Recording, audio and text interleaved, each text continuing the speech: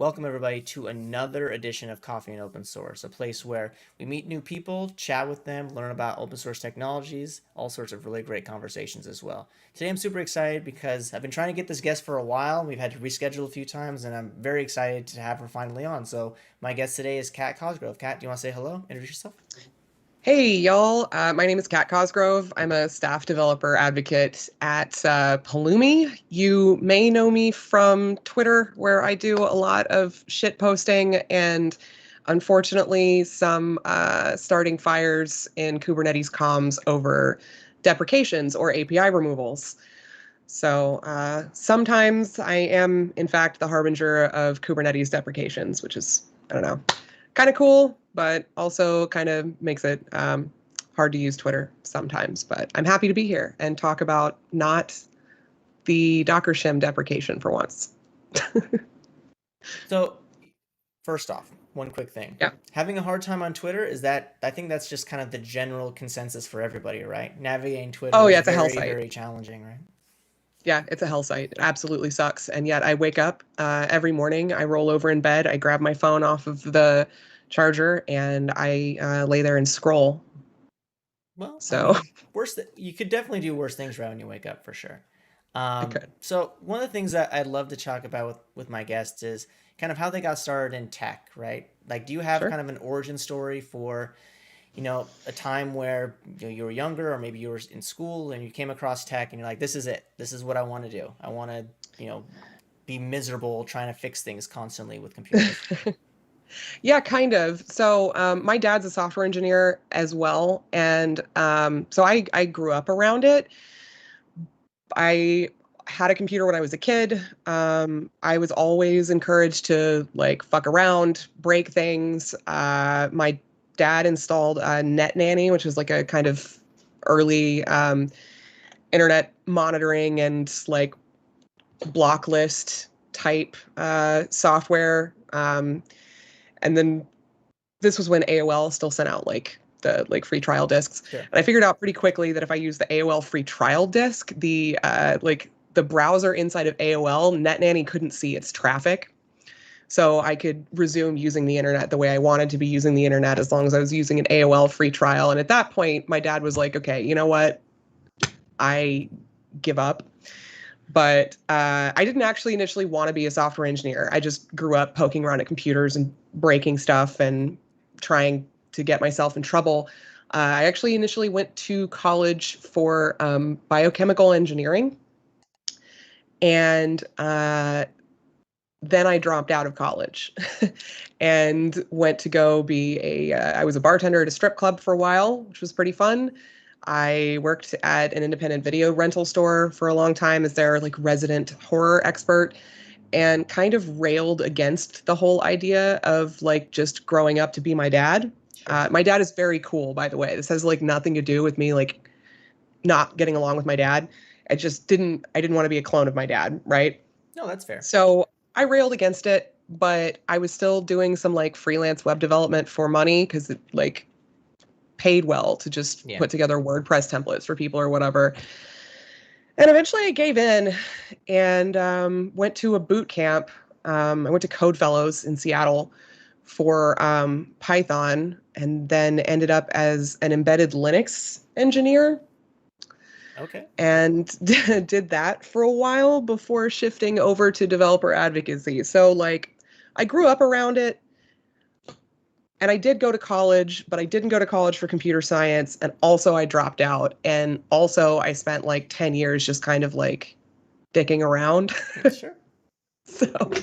No, but it seems to me like you had an affliction. I don't know if that's the right word for technology in general, right? Like I did, yeah. You're always kind of enamored by it. And I think, correct me if I'm wrong, but you kind of were, I don't want to go down this path of something that I've seen, right? I wanted to kind of do something new with my life. But it's funny that even if you have, you don't want to go down certain routes. Like there are certain like things that call you, right? It seems to me like technology has kind of called for you after a while, right? Yeah, I just kind of did. I mean, I like fixing stuff. I like making things. I like breaking things. Yeah. And tech makes it easy to do that. There are a lot of aspects of the tech industry that I absolutely hate. There are days when I think that allowing sand to think and then making the thinking sand talk to each other was a big mistake, and we should throw all computers into a volcano. But the reality is I do kind of love them. Yeah. So, Yeah, I mean that's totally spot on, right? When you think about it, it's literally just it's seashells that have been ground by the test of time for a long, long time, and yeah, they power the world. Um, they I do. mean, I'd imagine like you were a bit of a tinkerer too, right? Did you like do this the canonical like kind of take things apart, try to figure out how they work, put things back together, that sort of thing? Oh God, yeah. It was insufferable. Actually, I also build PCs for fun. Sure. I don't get to do it as often now because there's a pandemic Yeah. and parts are very, very expensive. So while I would love to upgrade my desktop PC, I can't currently because I can't get a GPU. Mm. But yeah, I loved taking stuff apart. I still like taking stuff apart. I still like building things. It's I like doing stuff with my hands, and I'm not scared of electricity. Well, I mean, I am scared of Yeah. electricity, but I understand it well enough to avoid killing myself. Yeah, that's probably a good look too. Like, I mean, I think and I can't speak for you, but for me, like I've always been kind of very interested in like, am I able, if I take this apart, could I put it back together? Yeah, Like as a child and even as an adult, right? I think that's why things like IoT and stuff are interesting for a lot of people in tech is it's, hey, can I like actually like build something? Because as software developers, we don't really actually build stuff. Like it's all like somewhere, sitting somewhere doing some stuff. Like, but building like right. tangible things is very, very interesting for a lot of folks. Um, Yeah, and I think a lot of software engineers are initially like really scared of hardware sure. because there's this like thing about don't touch the motherboard, you'll short it if you touch the motherboard. Uh, I am pretty like irresponsible with the inside of my desktop, and I don't own a grounding strap. I should, but I don't. And the most I ever do before touching the guts inside of my PC is like slap the back of the case Yeah. to discharge any static electricity, and that's it. And nothing bad has ever happened. The electronics are just not as sensitive as they used to be. But Yeah. a great way to get over being scared of hardware is like they make all of these like tiny, I have a bajillion of these laying around, all of these like tiny little Yeah. devices that you can just like manhandle, and this is like not going to break anything Yeah. by fondling it like this. This is a little car on like That's single fun. track wheels. Uh, this is a self-driving car. Um, There's a little camera on the front That's here. awesome. And you can just build this. This is a donkey car. This one is modified from the spec on the actual donkey car website, but about 300 bucks in parts and like a couple hours of your time, and you can build yourself a little self-driving car, Yeah. And I mean, which is fun. full disclosure, like there's probably some things that you need to do that might make you feel a bit nervous, like soldering and stuff like that, right? Yeah, yeah, Where, you might. With that one, you don't need oh, to, okay. but with some things, you do. Yeah, I mean that was kind of my first. That was like the thing that I was the most scared about. Like I was never really concerned about shorting out boards. It was always like if I solder this incorrectly, it's all over. It's just all over. Like there's no coming back from burning something, right? So that was my first like fear, and I remember playing around with some Adafruit stuff, and eventually I just Yeah. got good at it, or not good at it, but good enough at it, where like I didn't burn the tips of my fingers, I didn't burn out like $8 parts that I would have to go and buy and wait like 5 days for them to come to fix it. Like that was kind of the thing. Um, That's good enough, though. Like yeah, that's the best we can ask for. yeah, and I'm not trying to like do absurd things. I just want to like, oh, I want to like connect this thing to this light or whatever. Yeah. Um, I don't they don't sponsor this stream or anything, but one of the IoT devices that I've found was like very low barrier was PyTop. I don't know if you've heard of PyTop. I don't have a pie top. No, No, so I've never PyTop heard of them. What is it? PyTop is all. Do I have? Hold on. Please hold. So PyTop is basically They're getting free advertisement. But basically, it's a Raspberry Pi like in a little box, right? And it has all these Oh, connectors on it, and you can buy, and oh, it comes with this box of connectors. And inside, like basically, there's lights in here. There's buzzers. But they're all connected that's like neat. via like they're plug and play. So like there's no soldering necessary. So So like they all have like GPIO pins for. it's not GPIO at all. It's all whatever these are. I don't know what these ones are. Like little Oh, the little three like three pin. and five pin I can't guys. remember what they're Yeah. actually called. Somebody's gonna be like, "That's terrible. You don't know what that is." But basically, like you put it on there. It's got a proprietary OS on there, which is basically like Raspberry, but it has like Scratch and code editors and all this stuff, and has a bunch of samples. So like you can, That's dope. yeah, it's pretty cool. I mean, they're not cheap. They're a couple $100, but Well, yeah, but it comes with like everything that you need. So huh. and there's like no barrier to it. Like you don't have to solder. It's literally you plug the thing in, you make sure that it boots, and then you just plug little interfaces into it, and then you can just write code. Like I think there's an editor version. Like you can write code with a code editor like online because it has a because it's a Raspberry Pi. You can connect it to your wireless, right? So Yeah, yeah, you can just SSH into it. yeah, Or I mean, it might be using like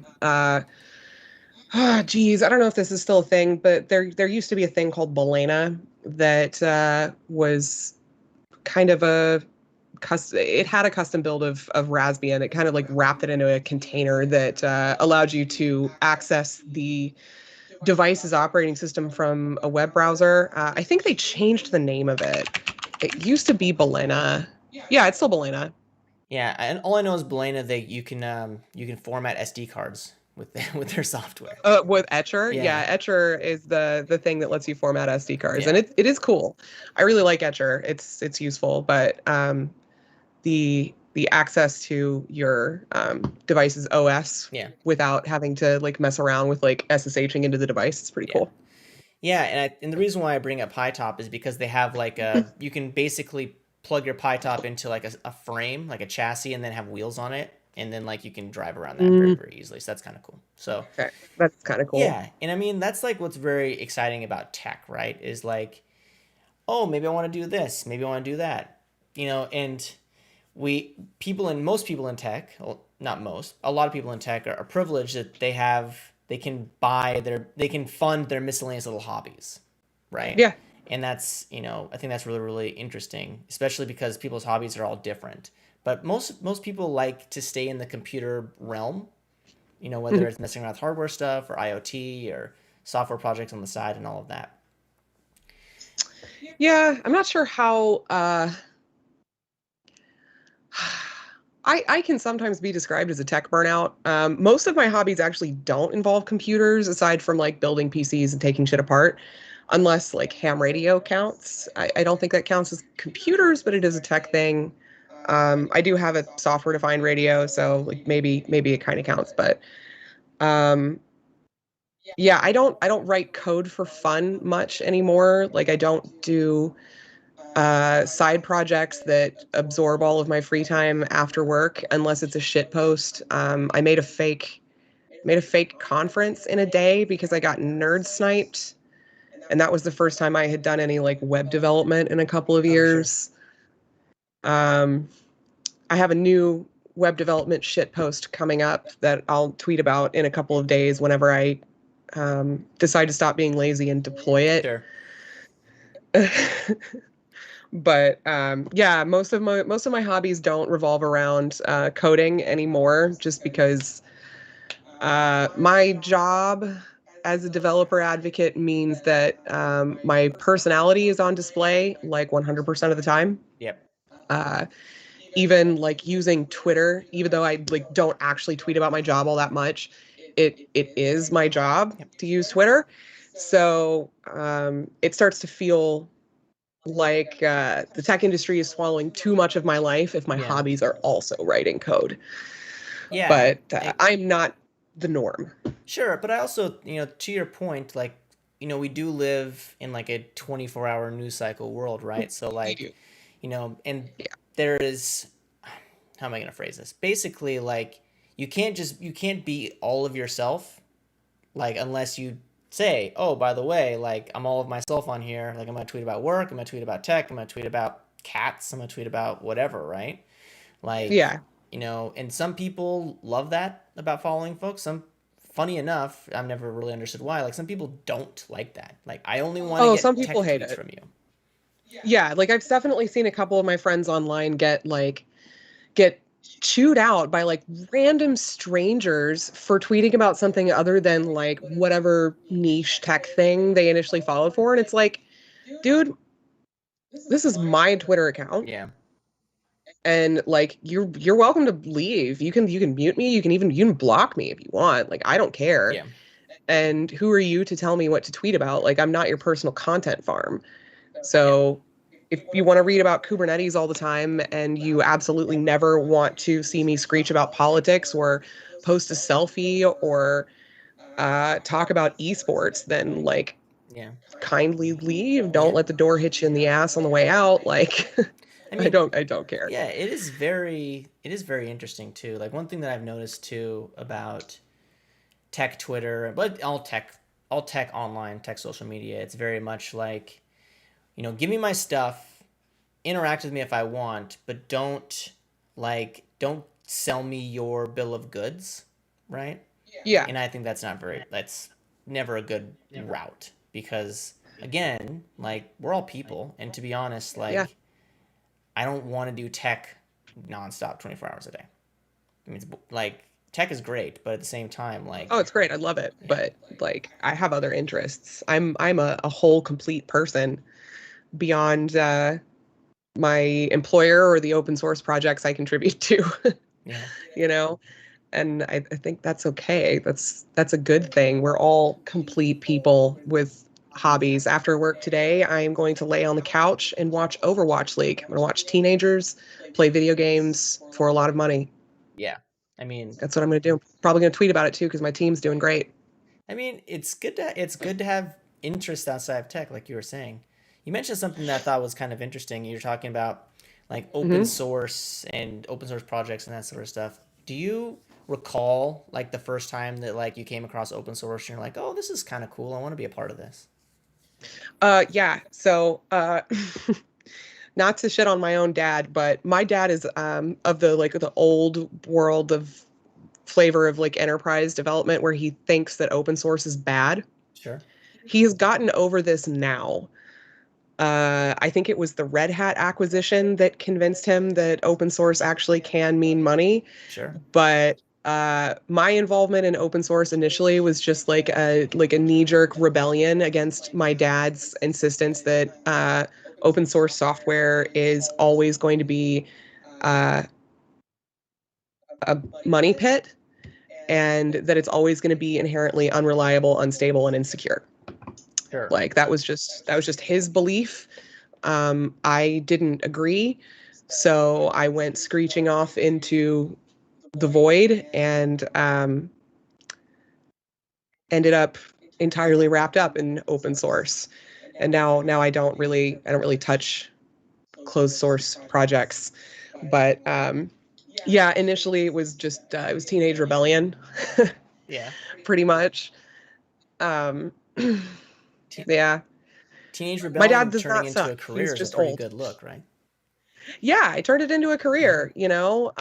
My job is to help open source communities and open source projects thrive. I am a good community organizer. I love helping open source teams and projects, do comms better, write docs better, because those are non-technical, not code contributions that are really, really important, but like very frequently overlooked early on in open source projects' life.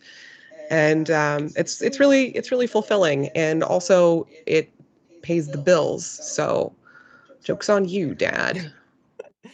I bet your dad is still very proud of you, though, even though you're Oh, he doing open is. source Yeah, stuff, right?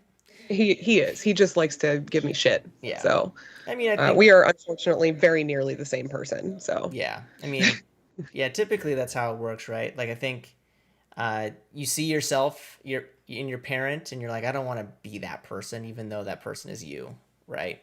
And then Yeah. you're like, oh, I can't do what this person does, and then you're an adult and you're like, oh, I kind of did all the same things. Oh, okay, Yeah. that's cool, I guess. Kind of did. Kind of did. But my dad retired, and now all he does is he makes soap and sells it at a farmer's market, and sits at home watching like The Real Housewives of Atlanta or whatever. Great. So It's absolutely in great. like rural Tennessee, it's living the dream. I mean, that sounds like the dream for sure. I It's mean, great. I imagine the soap business is pretty good. It's one of those things that never really This, goes away. The need for soap. Um, everybody needs soap, and like the soap's pretty good. I'm not gonna lie, but yeah, it's just he retired from the tech industry and makes stuff with his hands, and then just like watches TV with his small dogs. So I think that's where we all want to end up, yeah, I mean, I you think know? you like some semblance of like calm, right? Because I think, Yeah. and I can't speak to you, but like me, the generation that I'm a part of, it's very much like constant stuff constantly, right? Yep. And when you do have that opportunity to be calm for a second, it feels very foreign. And I think that's a good thing, right? Like Yeah. to do I mean, things that I we took a don't do. month off between jobs, and it was the weirdest thing because I've never been able to do that before. I've never had like enough. I never had savings Sure, before. yeah. I just had never had it. I never had like enough money to afford to like pay my rent and not work for a month. Yeah. So I did that between jobs before I started at Palumi, and it was actually really hard to get used to doing nothing. It took me like 2 weeks of being like anxious before I finally like settled into a groove of like, okay, I don't have to do actually nothing, Yeah. Just nothing like but that makes money. yeah, Yeah. nothing that makes money. Like Yep. it's okay that I'm not spending my half of my day in meetings. Like Yeah. that's fine. It doesn't have to stress me out. But it was weird at first. Yeah. No, Because yeah, like I turned 18 during the 2008 financial crisis. Like it's always just been a hustle yeah. for my entire life. So, Yeah, no, it's very funny. Like I'm a couple of years older than you, but like I remember like I got a job out of college in 2010, and mhm. it was very much like I remember all the people that I was working with were like, "Man, this is a great company to be working for right now." And I'm like, "Why?" They're like, "Oh, this company is kind of like recession proof. Like it's a good place to just sit and make money while the recession is figuring itself out." And it, like Oof. you Okay. know being in my early 20s, I'm like, but shouldn't you be excited about the work that you're doing? And now that I'm in my mid 30s, I'm like, oh, I get it, I get it. Yeah. um Sometimes you do just want to like coast, yeah. Like it's oh, this is a thing that this comes up on tech Twitter. Like it feels like this happens quarterly, but this argument always drives me absolutely up the fucking wall. It is totally okay to want to get into tech to make money. Yeah. Like you don't have to do this for the passion or for the love of it. And in fact, I think most people don't. Like I enjoy doing it, but like I am here for a paycheck. And that's okay. Sure. My passion to pay my bills and not have to worry about like the lights getting cut off, that is also a good driver Sure. for being in the tech industry. And you can do both, right? It's Yeah, okay. you can totally do It's both. okay. Like it's okay to work and make money, but also Yeah. like try to do some good. And I mean, I'm some good like in quotes, right? Because honestly, like we're just putting forms over data, right? Like I mean, True. there's no Everything's a crud groundbreaking app. things happening. But I think my point is that like you can do like they don't have to be mutually exclusive. Like No, you no. can do good things and make money. And I think a lot of Yeah. people they think like, oh, you work for big tech company, or oh, you work for pharma company or whatever, and it's like, oh, you're just a corporate shill, man. It's like, no, like maybe I want to make some money. Like maybe I Yeah. also want to try to make things better. Um, and I think that's where a lot of people they kind of get fed up. Back to our conversation about like just give me my information that I care about. Like don't give me the rest of it. Um, Yeah. I think there's a lot of that where it's just you can't Like if I'm no one's paying you to use Twitter, right? No, But at the that's true. same time, like your financial like Twitter is a part of your portfolio that allows you to be financially comfortable, right? Pretty much. Like the way it works is like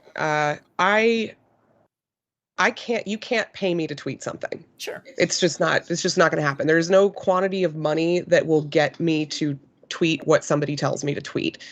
My Twitter followers are not for sale. I can if I think something is useful or interesting or I just think it's funny, I will tweet about it, but I can't make my Twitter followers like click on that thing, interact with that thing in any way. So it's some companies when they hire developer advocates, they tend to look at Twitter follower count, Sure.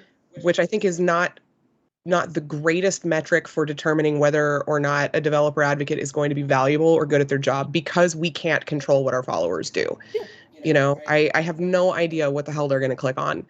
And also, like, frankly, a bunch of my Twitter followers are like complete animals. They're a bunch of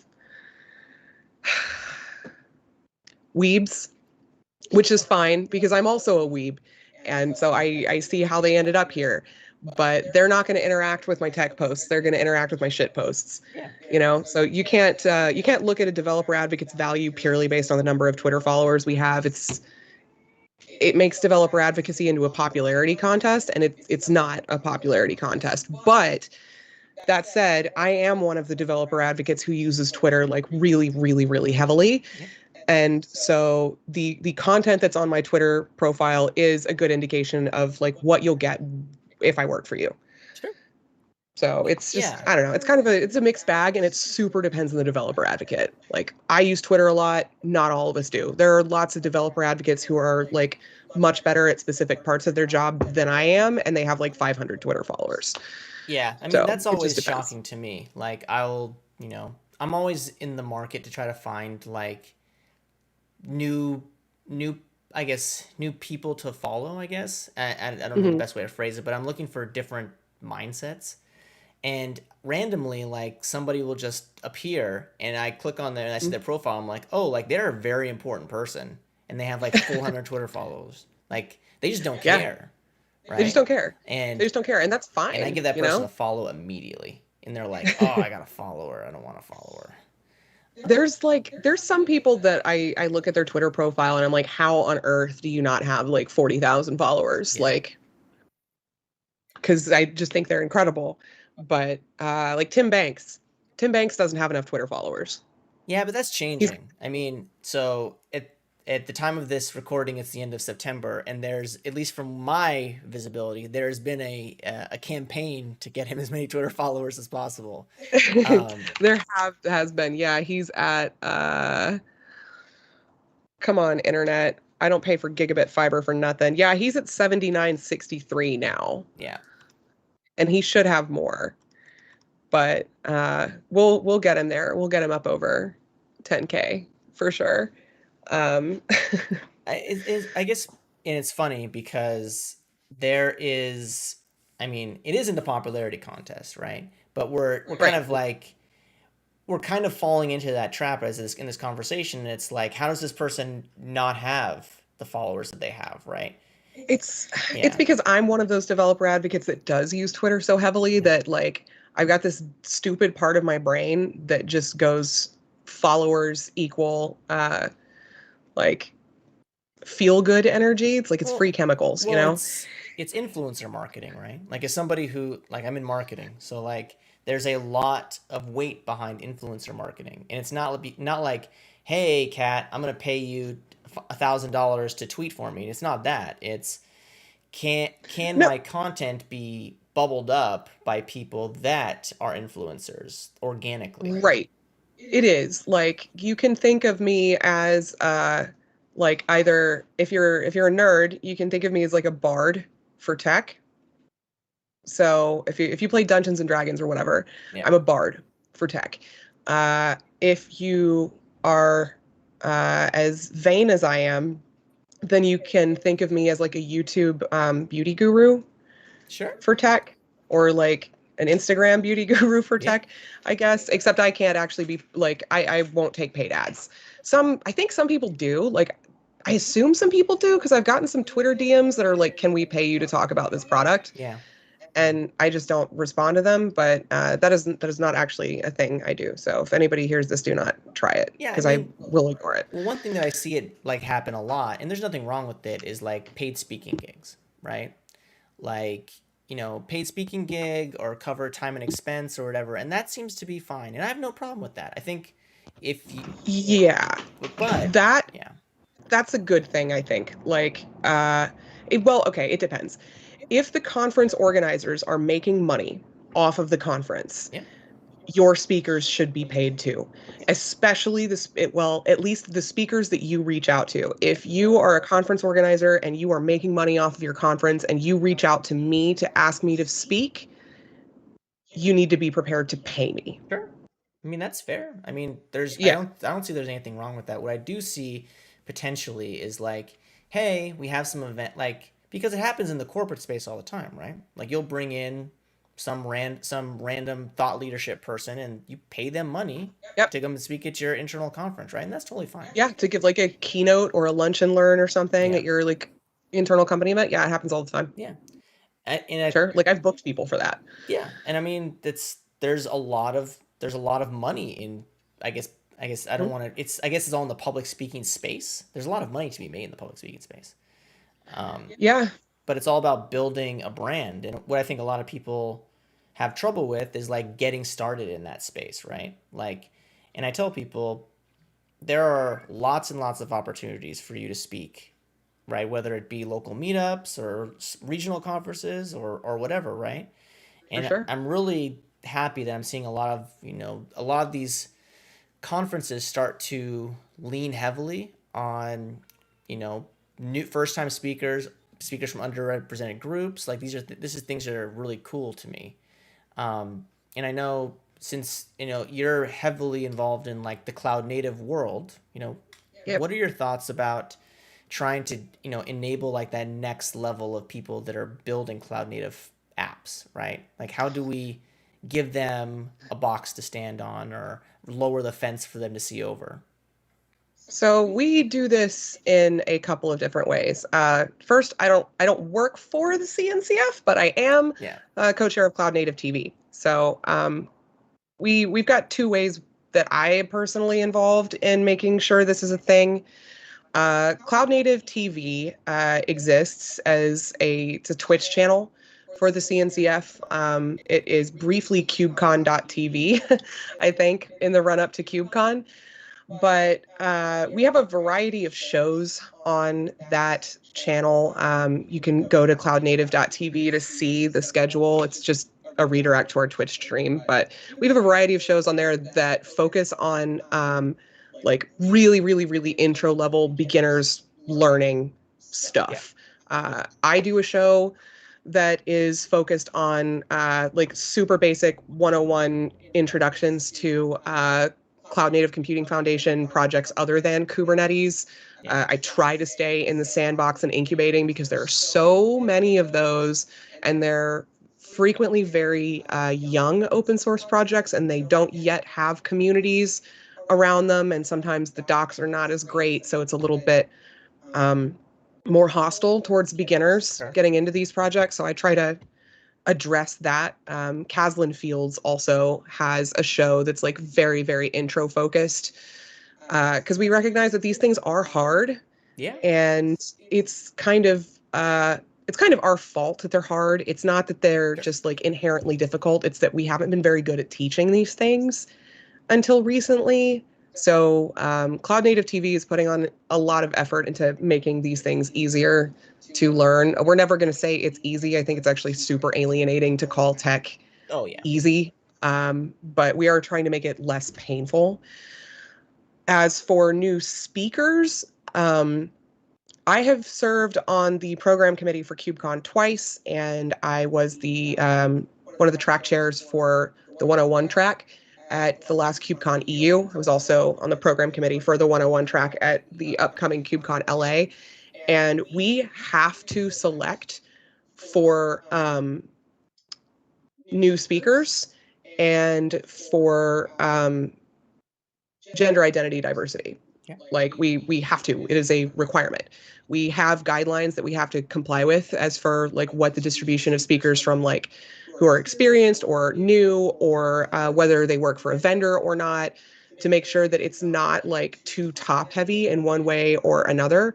And I always try to prioritize newer speakers, at least getting at least a couple in for KubeCon, because it is a big conference and it is a big deal. Like I remember the first time I got accepted to speak at KubeCon, I was a new speaker at the time, and it like the confidence boost from getting accepted to speak at a conference is, especially one as big as KubeCon, is intense.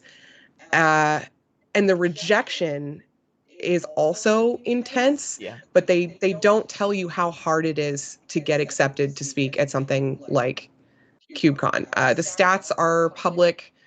I don't have the link up offhand, but you can just like Google KubeCon EU or NA acceptance rates, and they'll tell you what the rate is for accept versus reject for each one. It's like a shockingly small number of talks that get accepted. And so I do always try to prioritize getting some like really new voices in there, because somebody took a chance and handed that to me once. And it was like, it was a big confidence boost, and it mattered for my career too. Yeah. Like saying that you spoke at KubeCon is a thing that matters if public speaking is your job. Yeah, So I totally agree with all of that. And as somebody who's fueled by ego, like getting, asked or accepted to speak at any event I get very, very excited about, right? Because I yeah, enjoy that part of my life. Um, right. and when people ask me like, how do you get started in X? I'm always just like, well, there's always an opportunity. It might not be an Yeah, opportunity that you are super fired up about, like speaking to, 5 or 6 people at a local meetup. Like that might not be something that's very, very exciting for you because you want to speak at KubeCon, or you want you to want the big speak. Yeah, audience. you want to speak, but you don't know if you can, you don't know if it's something that you really want to do. Like I know tons Yeah, of people that they get on the, like, part of my previous job at Microsoft was I did events. So like you would get people on stage sometimes, or even in smaller rooms, and you could tell they just didn't want to be there. Like, and that's okay. yeah. You those, I try to put on a good show no matter how many viewers I have. Sure. Like it doesn't matter. I actually have loved doing pre-recorded talks while all of the conferences have been virtual, because although it means that I'm just speaking to my teleprompter, I still put on a good show. I just pretend people laugh at my jokes, Sure. because frankly, when I'm giving a talk in front of a live audience, I'm also just pretending that you're laughing at my jokes. I Yeah. can't actually hear the audience. But giving a pre-recorded presentation means that I get to sit there in the chat and answer questions Yeah. and provide additional context while I'm talking, which I can't do if I'm presenting live. But I always try to put on a good show, regardless of how many people are watching me. I understand that some speakers struggle with that. Like they really feed off of the audience reaction, and they need Yeah. a lot of like engaged people to put on a show. I get it. That's not personally how it works for me. I don't care how many people I'm talking to. Often I am just like talking to my wall. Sure. So Yeah, and I mean, I think it's really down to, like, not to quote a show on Netflix, but it's like, does this thing bring you joy, right?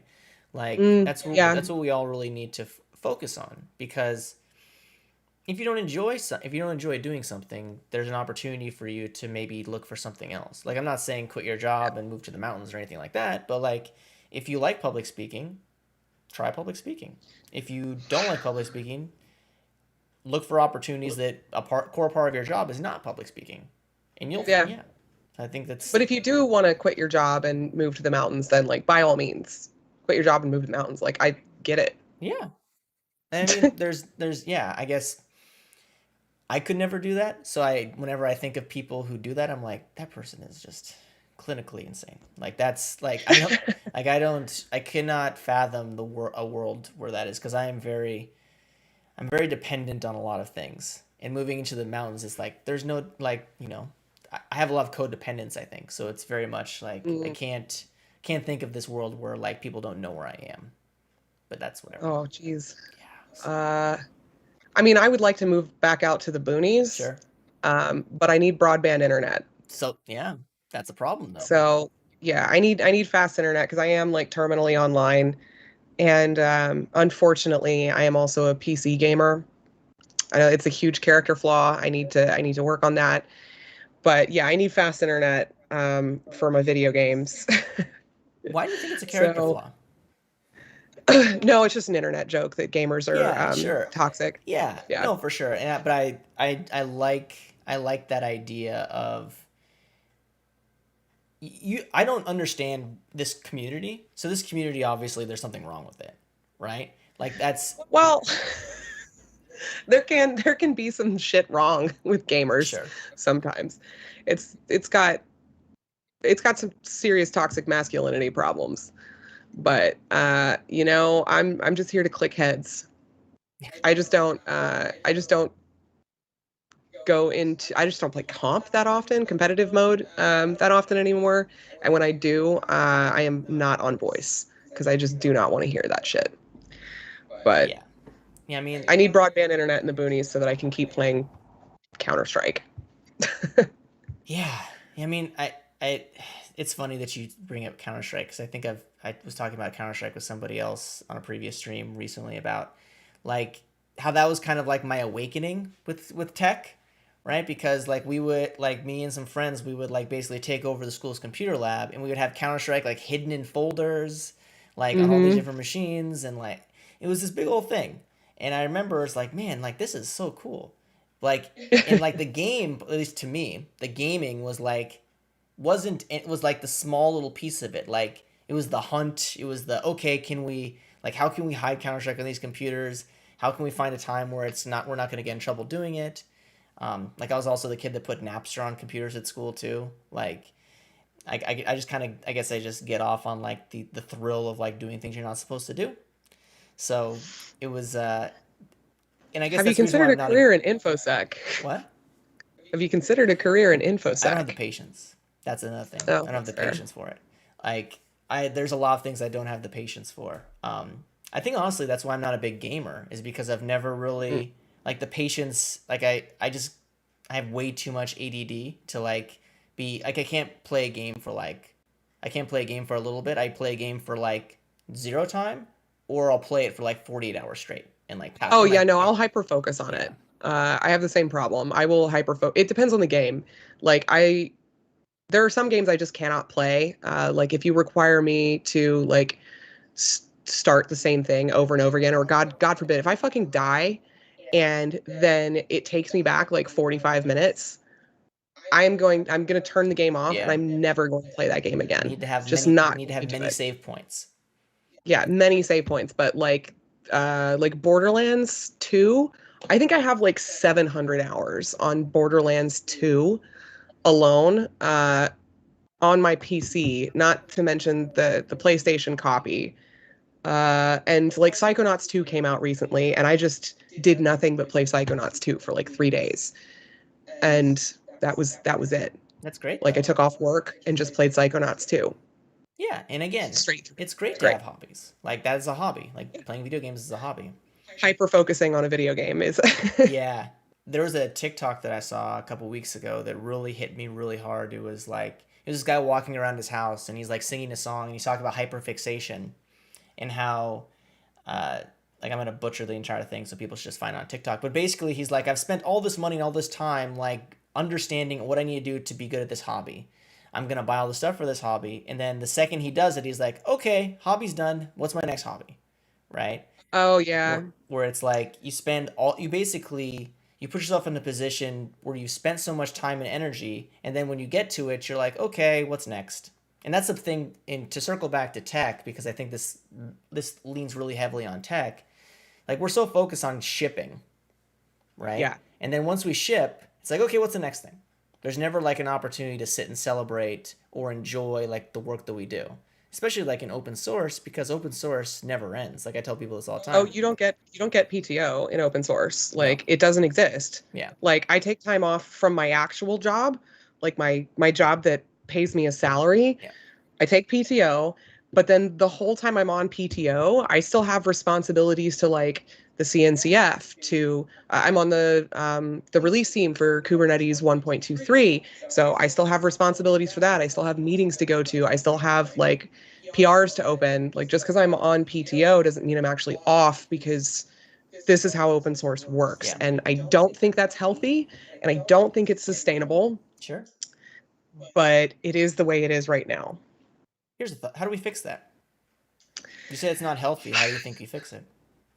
I want more big companies, like big companies with revenue, to be paying money for the open source projects they rely on, money or resources. Sure. Like I want to see that more frequently. We do see it in Kubernetes, but it's not like the default across open source projects, Yeah. and I think that kind of sucks. Like you're profiting off of our free labor, like labor that we are doing because we love this technology or because we love the community that's around this technology. We're doing that for free while we're on PTO from our actual jobs. And you are relying on it as part of a product or a tool chain or a platform that makes your company money. So you should be paying it forward in the form of GitHub sponsorships, or like hiring staff whose sole job it is to contribute upstream or whatever. Like do that. Don't make us do all the work for free. I mean, I'm going to keep doing the work for free because I love it, and I like supporting the Kubernetes community. I genuinely do. It's great. Everybody's chill as fuck, and I'm going to keep fostering that, but consider giving me a hand. Yeah. I mean, I'm with you. So to play devil's advocate, though, so Mhm. say you're big company A, right? Yep. And you want to take over, you or not take over, you want to, bring in an open source project as, one of the pillars of a bigger solution that you're building, right? Mhm. Where do you actually how do you actually contribute back? Because as you are well aware, like it's not just one open source project. It's turtles all Nope. the way down, right? It So does. how do you make sure that there's equity across the entire open source stack that thing is built on? Like because just contributing to like the top level stack, it's not fair, right? It's not fair. It's a huge, I don't think company A can solve that problem. I think this is a systemic issue across tech, and it requires all of us cooperating Yeah. to actually fix it. Company A can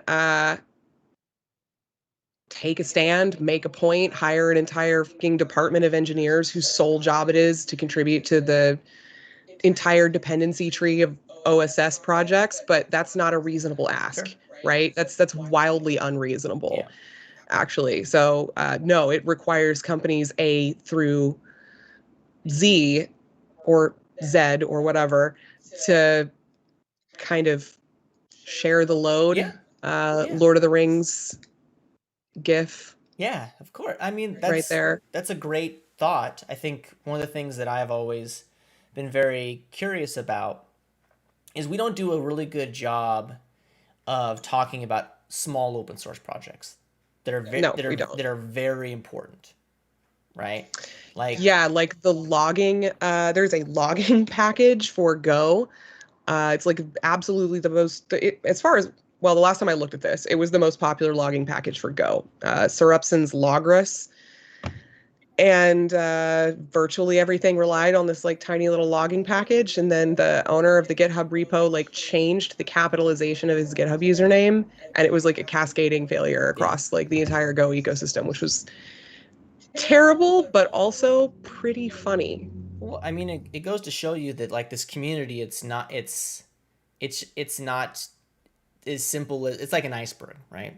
Like it Yeah. goes all the way down to the bottom, and you have to, for every, open source project that has like hundreds of contributors, like there's like one person who like wrote an npm package that's like 16 Yep. lines of code, but like the entire internet needs that thing, Yeah. right? And you run into a situation where there's all this hyper focus on open source, but like it needs to be very directed at the open source that's, you know, that can actually benefit people. Because Yeah. maybe I write a small open source repository, maybe I write like a package and I deploy it to pip and whatever, and it's used by everybody. But like I need to maybe maintain like 1 hour a month. Like, Mm, do I want to be recognized for the fact that like literally everything on the planet uses my package? Sure. But like yeah, of course you did. do I want somebody to financially contribute to me? No, because then that means that I probably owe somebody something. That's the thing where I would like, I'd probably just turn on GitHub sponsorship for Yeah. that and then just like, but Wait. not directly ask for it, you know? Yeah. Like if somebody decides to buy you a beer every once in a while, then like great or whatever.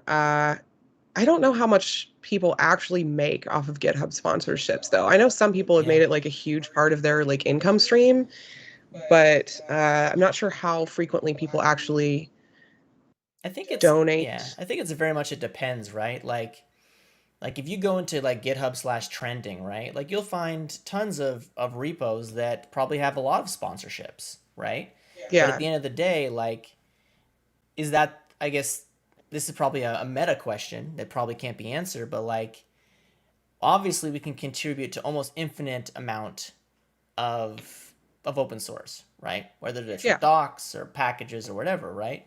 Do we need to be financially contributing to the same subset, to the same set, right?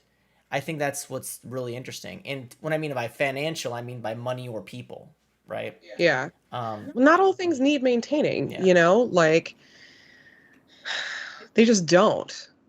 There are probably plenty of like 16 line packages out there that are in everything. Like so the calculator application for like the command line calculator yeah, application for your preferred flavor of Linux. There is no way that package is regularly maintained. Why does it need to be? You know, yeah, like that was probably written, 30 years ago, and it hasn't really had a need to be touched more than a couple times since then. But it's in everything, yeah. so I'm trying to that think. doesn't need to be maintained. No, probably nothing major is relying on that. But I don't know. Com- Open source is always going to feel Yeah, like somewhat a labor of love, sure. I think. But I wish that more of the labor was done by the companies profiting off of it. Just we, the community, have built you this thing. So it would be rad if you, the community of big tech companies with positive revenue streams, also, gave us a little bit of a boost Oh, for sure. sometimes. But it is hard to decide like what gets monetary contribution, what Yeah, gets people contribution. Like that's a hard decision to make, and like how far do you go? How much is reasonable to ask for? And it can also, I can see a world where it gets nefarious, yeah, right? A world where big tech company decides that they really like this open source project and they're going to hire a team of engineers and they're going to flood this open source project yep, with contributors to make sure that it gets developed in the way that they specifically want for their use case. yep, That can feel nefarious and shitty and underhanded yeah, and not in the best interest of the community, maybe, but in the best interest of that one company. That is a situation I would like to avoid, but I don't know how to avoid it. yeah. They don't, I don't know. I'm not the person to solve that problem, unfortunately. No, and I think that's totally fair. I think, and my reason for asking is for basically to come to the point where it's hard and I can't fix it because obviously Yeah. if it could be fixed, it would have been fixed by now. But I think one thing, and we talked about this maybe a while ago, is like amplification is a very interesting way to contribute to open source, Yeah. right? Whether that's tweeting about it or blogging about it or speaking about it or whatever, like at least you're raising awareness of these things and there's no financial Yeah. impact, right? And it is an interesting approach. um, Obviously there's nefarious things with that too, but I think to be honest, there's nefarious things for everything, right? Sure. I mean, I have enough friends in InfoSec and have been InfoSec adjacent long enough to know that like literally anything can be nefarious Yeah. if you really like look at it hard enough. If you like twist it from enough angles, anything can be made to be nefarious. But yeah, like social media boosting of things is also like that is a super important part of contributing to open source. Kubernetes version 1.22 had some API removals in it, not deprecations, like actual removals of APIs that are like really commonly used. Um, so it removed all of the V1 beta 1 APIs. And so I was asked directly in a DM by somebody from the CNCF to like, please talk about this because it is important. And like, if people had just like blindly updated their clusters, and they were relying on any of these APIs, everything would have immediately fallen over. Like your cluster would go down. And that's a situation in which I'm more than happy to use my influence at somebody else's request because it is genuinely beneficial to the entire community. It is beneficial to people who relied on Kubernetes, and it was beneficial to like my fellow contributors because it helped prevent us from having to deal with the fallout as much. You know, like it actively helped me prevent a problem for my colleagues. So I can be asked to tweet about helpful stuff. Yeah, and I think if it's helpful to my followers. Well, that sheds some light on something that's very interesting to me about open source. I know we're running out of time, so I'll just make that statement, and you can respond to it if you like. But like, Sure. people don't pay a lot of attention in tech, so when things like and it's very very like release people nobody unless you're waiting for a feature, Nobody reads the release no notes. one reads release notes, right? So it's the responsibility of the communities to amplify the things that are really important to be aware of, and I think that's really really important. And I think unless you have voices like that are doing it kind of on their free time, like you said, clusters will fall over, packages won't build. Like, these are things that just happen. Yeah, it's super. That is an extremely important part of your community as an open source project. Like, I know that we want to think that like the code is the most important part. We built this cool tool, it solves all the problems in the world, it's going to like it's going to end wars and solve world hunger. That doesn't matter if you don't actually have a community around your project. And that means that you have to care just as much about like your technical writers and social media influencers like me as you do about your engineers. Like you have to, like, we all have to take care of each other. This does not work without all of us doing our jobs correctly.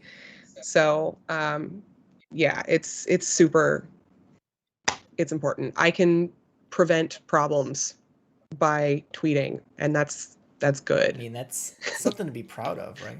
I can save the world. I can save the world in a tweet. Well, I can save your cluster. Well, I mean, to some people that is the world. All right, so we're reaching the end of our time, and Kat, I want to thank you so much for hopping on and chatting with me. This has been a great talk, just hearing all sorts of fun things about tech and open source. And when we finish my conversation, I like to ask people if you could think of open source or tech in general, and you can only add one word to describe it, what would that be? Chaotic. Chaotic. Very good. Yeah. Very good. I mean, that's I got nothing to say. Perfection. Sometimes it's good, sometimes it's bad.